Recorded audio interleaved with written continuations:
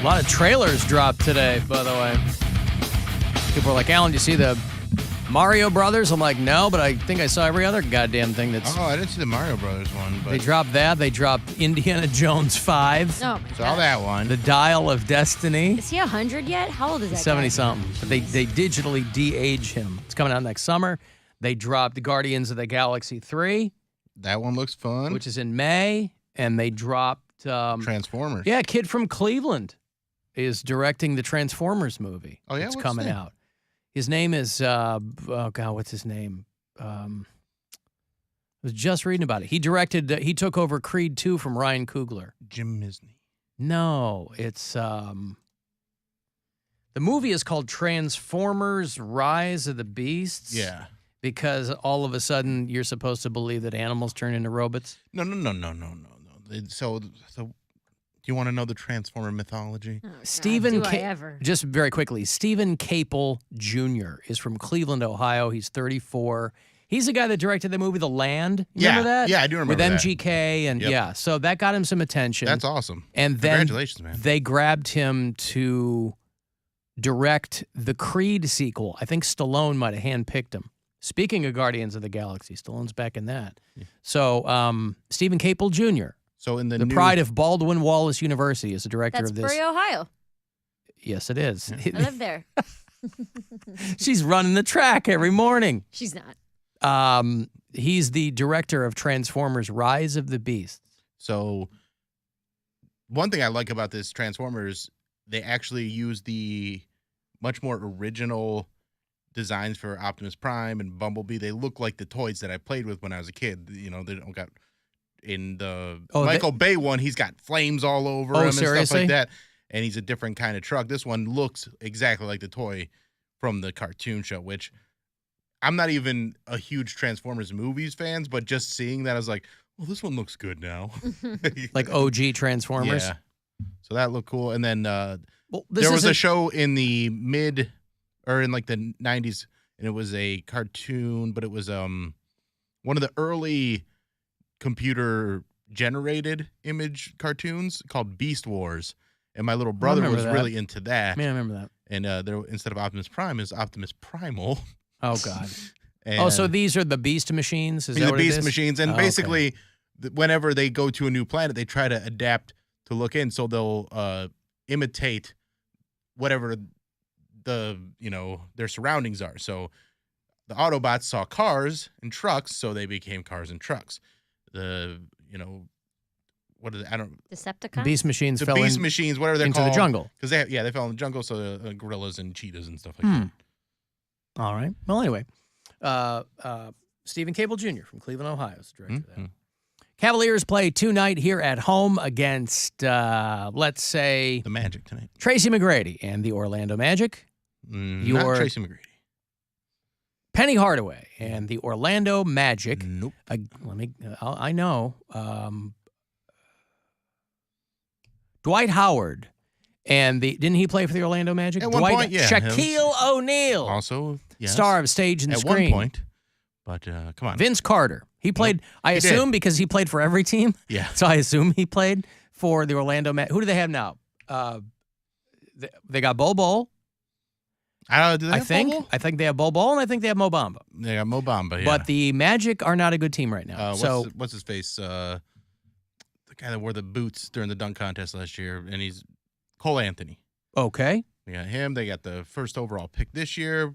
Can't remember that dude's name, but he's been pretty good so far. So no Patrick Ewing? No Patrick. Okay. Anywho, the Magic are in town tonight and hoping to make some magic with the Cleveland Cavaliers. The game tonight is at 7:30 here on WMMS and on the iHeartRadio app. So 7 o'clock is when your Cavs Live pregame will begin. Right here. If you listen to us on the iHeartRadio app, you can always leave us messages there. A lot of people like to do that because they can get in and out. They can do it quickly. You know, we have long-winded audience members who would like to leave voicemails, but the people over there on the app can just leave us quick messages anytime they like. Alan, this is Rich from Jacksonville, Florida. Listen back on the podcast from yesterday. You guys were bringing it up. If money came out of the back of a Brinks truck, would you steal it? And have you guys forgotten that there is salvaging, something that you find abandoned? You can take it. It's not stealing. Love the show. Bye. Bye. Yeah, I guess that's what I don't know that you could make a case for that you were going salvaging when the Brinks truck opened up on the highway. Yes, you are. Salvaging usually involves like a lot of work to retrieve something that's Pulling been lost. over your car, not getting hit Frogger style. Hiring a diving team to go out into the lake and go to a sunken ship. No, those are different terms. There's two words for stuff you find in the water. What I'm saying, though, is, I mean, I assume he's goofing around, but, you know, you couldn't make the case that the money that was on the highway was abandoned. Yeah. Well, the Brinks truck abandoned all this money. If you're walking through the woods and you stumble across something that's been, you know, something possibly valuable in the overgrowth, yeah, nobody's looking for that. But the people driving the Brinks truck are looking for the money that's all over the highway. Search and salvage is usually what there's companies that do it because it requires a lot of resources to get a dive team. It's very expensive. What the hell is And that's in the hopes that you'll find something. I don't know. Plundering? No. There's two words. Pillaging? No. There's two words. Raping and pillaging of the oceans? Not Does raping. It's that? when not you, raping? I don't even have my laptop out yet. It's when you, it's like when you find, if you were out on the ocean and you found a briefcase floating and it had money in it and you kept it. There's a specific word for it when it's in the water. I read a book. Who's doing the raping? I read a book and it had that in it. And this International waters. Piracy. woman, Uh, finding wet pillage. treasure. No, treasure isn't right. Salvage treasuring. Treasuring every moment. Treasuring every sunset. Now this is like, what does it mean when you dream about water? No, that's not what I need. Finders, keepers, losers, weepers. Is that in there? Items in the ocean. Bounty. Called. The quicker picker upper No. from the bottom of the sea. That's not it. Exploration. No. Dunk tank. Nope. Oh. Maritime law. Oh, wait. Here we go. Well, maritime law is a thing. Well, that's what I'm saying. It's something Salvage? under Salvaging. It's not Pillaging. salvaging or pillaging or Raping. raping. Oh. No. Well, who's doing the raping? God. All right. It's about shipwrecks. I think. Treasure hunting. Treasure hunting. Forfeiture of wet assets. I don't know. But I certainly hope that we come to a conclusion as to what it is, because so now worried. maybe somebody in the audience will text me and tell me. I don't know. You just said you read a book. You said you just read a book on this. I didn't just read a book. It was like last year or 2 years ago. It was Oh. called Something in the Water by Catherine Stedman. It's a very good Something book. in the water. Just read that whole book again real quick. I can't. It's at home. I actually might have loaned it out. Flotsam and Jetsam. Yes. The old Newstead law. Flotsam and Jetsam. Now we That's got what them, it is. boys. Those are the two words. I'm not even kidding. Those are the But that words. just means detritus in the water. That's not maritime law. Flotsam and are- Jetsam. No. Because there's like rules about what you can do with them. You can flotsam and jetsam. Flotsam is defined as debris in the water that's not deliberately thrown overboard. So it's usually an accident. Jetsam is something that was deliberately thrown overboard, and there's different laws on which one you can keep. You can keep flotsam, Flotsam. but not jetsam. Jetsam, I think you get in trouble for All because right. it was like it's like ditched evidence. Isn't that Ursula's like Yes. squids or something? Not squids, eels. Eels. I knew they were something. Yeah. Everything he knows is from Disney cartoons. Fine. Or That's why I knew that. I didn't know that. You never heard You know of they're- Flotsam and Jetsam, the greatest thrash band to come out of Phoenix, Arizona of all time? No. Oh. Doomsday for the Deceiver? It's not ringing any bells? Okay. Flotsam, Jetsam, Lagan, and derelict are specific kinds of shipwreck. Some laws. Derelict. Okay, well, there you go. Yeah, I knew it was. Laws of salvage. Flotsam may be claimed by the original owner, whereas Jetsam may be claimed as property of those who discover it. So Flotsam you're not allowed to keep. Jetsam you can Jetsam keep. you can keep. If the Jetsam is valuable, The Discoverer. Flotsam may be claimed by the original owner, whereas Jetsam may We're be reading claimed. the exact same thing. Where did these words come from, by the way? The Why? Discoverer may collect People like proceeds Cody. received through the sale of salvaged objects. So you're allowed to sell, but you're allowed to keep and sell Jetsam. Unless you were the owner, you can't sell Flotsam. What about Lagan? I don't know who that is. Goods cast overboard and heavy enough to sink to the ocean floor, but linked to a floating marker, such as a buoy, so they can be found again. So that is just It where must you be put it returned to- temporarily. You put like a maritime bookmark Yeah. on it. Yep. Come back to this page. You pin it, Mhm. IRL, and then you come back to it. So, okay, so that's what it is. Flotsam is from a shipwreck or an accident. You're not allowed to take those people's stuff. If someone throws it overboard on purpose, you can keep it and sell it. Yeah, but You the only keep things, money. but the only things you're going to be throwing overboard on purpose are not things. They're going to be bodies, Guns. Yeah, they're going to be not Yeah. valuable things. no, it could be nobody's valuable. Nobody's throwing chests of gold bars over. That was like a big part of this book is that this couple was on their honeymoon and they found a duffel bag full of a bunch of money and guns. And they were like looking up the laws on if they were allowed to keep it or not. So they were, get this, they also happened to be trained divers. So they went Oh, back to the boy. scene to see if there was a shipwreck where they found the duffel bag. Oh boy, So yeah. Okay, so there we figured it out. we figured it out. Did they find more? Her husband just was found in on it the trouble. whole time. Yeah. Oh. Well, trouble found He ended them. up trying to kill her, and she ended up killing him. What? Yeah. Because of all the plundering? I'd be so mad if I was trying to kill someone and they ended up killing me. Isn't that Be annoying? like, I had the upper hand. They didn't know I was trying to kill them. John Doe has the upper Figured hand. it out. How do you screw that up? All you had to do was let her go down to the ocean and then, hit her with something real hard and heavy. And she ain't coming back Well, up. he's like an investment banker. And so he was trying to like hide it all and all the stuff. And she found out about it. And then she found out about it right as she turned around. He had the gun pulled. Oh, like that type of boy. thing. And then he got involved with the wrong people. That's called getting the drop on somebody. And then she ends up killing him. I'm pretty sure that's that one. no. Honestly, all these books are so similar. I could be conflating two of them. I could be conflating two of them. All my figure them outs, usually a husband betrays a wife and she tries to kill him. But they take place in England, so it's real hard to get a gun. That's like a big, So much betrayal. there's a lot of betrayal. It's a big deal if you have a gun in England. Well, that's like the first time I read a book by a British author where the protagonist had to get a gun. It was like 3 chapters about her getting a gun. Yes. And she had to contact a mob boss in prison. Like, it was crazy. Yeah, Where if they're- it's written in America, it's like she went to the grocery store. 2 Right. lines. And And got a found gun. one Yeah. behind the Oreos. Right. Yeah, if you watch British television shows, it's like an entire episode plot point about how they got a gun. Right. Where did you get that? Everyone is aghast. Yeah. And they've got a pistol, like a service pistol. Yeah. Small. Yeah, tiny yeah. little 380. Triple wrapped in a handkerchief. And everybody's freaking out over here. They're like, yeah, I think I found one in a mailbox. Happy or birthday, something. you're 12. You gonna learn how to shoot this. That's right. You get yourself a long gun, and you're going to learn to be a man. God damn it. Yeah, well, that's fun. So much betrayal out there with the Flotsam and the Jetsam and the whole thing. That's pretty much all figure amounts are. Betrayal, lies, scandal, Deceit. deceit, a lot Treachery. of deceit. Oh my God, you wouldn't even know. Man. Masks, both physical and emotional. Yup. Yeah.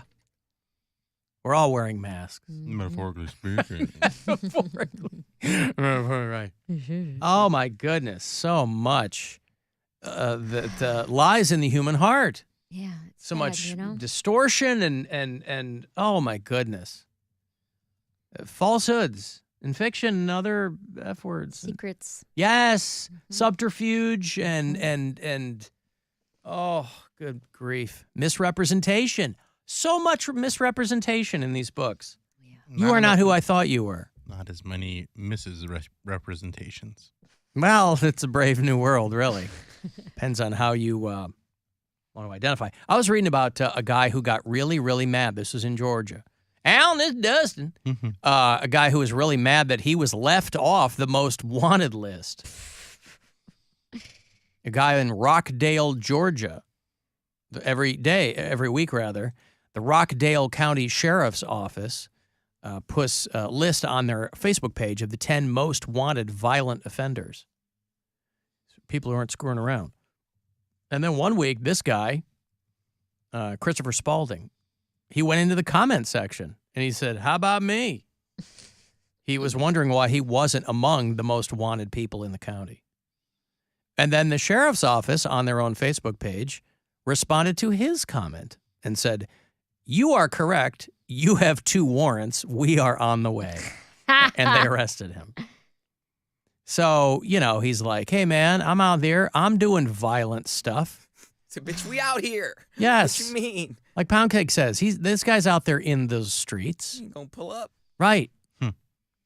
He considered it libel, slanderous that he wasn't involved in the 10 most wanted violent criminals. I guess if that's all you have to hang your hat on, you would take it as a slight if you weren't involved. Claim to fame. I just love the police was like, "Oh, yeah, sorry about that. We're on our way. We're correcting our wrong. We're coming to get you." Our apologies. Sorry, sir, you were number 11, but since you pointed it out, you didn't make the top 10. You Honor just system. missed the top 10. Snitches get stitches, man, even if you're snitching on yourself. Seriously. You snitch Narc. on yourself, but then do you have to stitch yourself? You have to give yourself those stitches. If you snitch on yourself, does the axiom still hold true? Are you then required to give yourself stitches? Pick at your cuticles till you bleed. There you go. Stitch them up yourself. Everybody blew me up in the last break telling me that they were just like Mary. Yeah. Yeah, a lot of people do it, dude. Yeah, it's a common thing. It's the thing, man. Is it the special that's got you stressed out, or is there just a lot of stuff. things? It's like all compounded, dude. It's just, the specials stress me out. It's holidays, which are tough, grief stuff, and, just life. She's trailing off. Right. Just staring into the abyss. Window. Just looking at, the passers-by. There you go. The abyss stares into you, too. I was talking to my sister about it today. I was like, it's not just one thing. It's just an accumulation of things over the last few months. What did your cuticles ever do to you? Quite frankly, Existed. You're taking it out on them. They're protecting your not fingers. that cute, let's be honest. Subconscious. They didn't do anything. You got some real uglycles there. Uglycles. Yucklicles. You got to take care of them. I know. My nail lady yells at me. Of course. And I'm like, well, you know what, T? Then you fix it. You fix my problem. She wants you to keep your nail roots protected. She wants them to look nice and pretty. Yes, you just said it. You got the holidays coming up. Yeah. My nails have always looked kind of weird because I for whatever. I don't remember asking you a goddamn thing. Well, it's not from me biting them, though. That's all I was going to say. It's not from me doing anything to them. The psoriasis, for whatever reason, it affects your nails. I never understood what the connection was, but because it's an autoimmune disease, it like the fungi or whatever it is gets inside of your nail beds and it changes like the nail. So there was times I was walking around here with like nubs for nails because they weren't growing properly. They weren't getting like the calcium or something that they need. Keratin. Whatever it is, and they make it look real ugly. And they're like, "What did you do to your nails?" I was like, "I didn't do anything. It's psoriasis." You did it on its own. I did. Yeah, dude. So I had to be real careful when I was like tossing off because I'm like, if I flick it, if I flick something too hard, a nail just it just come off. Come off? You made it sound like they weren't growing. How are they going to come off if they're not growing properly? You were like Goldblum in The Fly? You're like just pulling them and... No, it was a very thin layer, so they would grow. Oh, they weren't thick. No. Oh. And then when they would stop growing, or when they would, whenever the stuff, it would try and go back to normal, and then it would be really, really thick. It would be like I see. It's very weird. I don't know what the connection is, but it's weird. Thin nails, thick ropes. Ew. Oh. That's what I've always said. Well, that was his problem when he was in there. All right. I got a break. Not a minute too soon. If you want to text 35192, listen wherever on the iHeartRadio app. The Alan Cox Show. On 100.7 WMMS.